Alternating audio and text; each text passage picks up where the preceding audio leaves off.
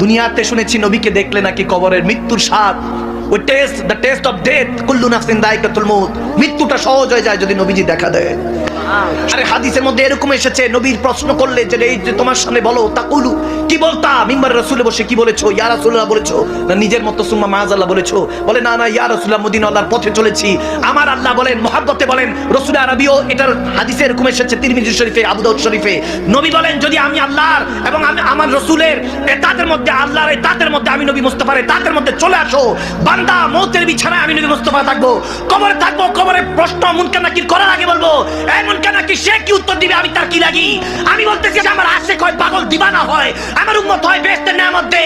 যখন ইন্টারভিউ কবরে পাস করব হাসরের চাকরির জন্য, রব্বে কারীম যখন ডাকবে এই চাকরির স্যালারি বেতন দেওয়ার জন্য, যে জান্নাতুল আদন, জান্নাতুল নাঈম, জান্নাতুল কারার, জান্নাতুল নাঈম, জান্নাতুল আদন, জান্নাতুল মুআল্লা না জান্নাতুল ফেরদাউস, কোনটা নিবি?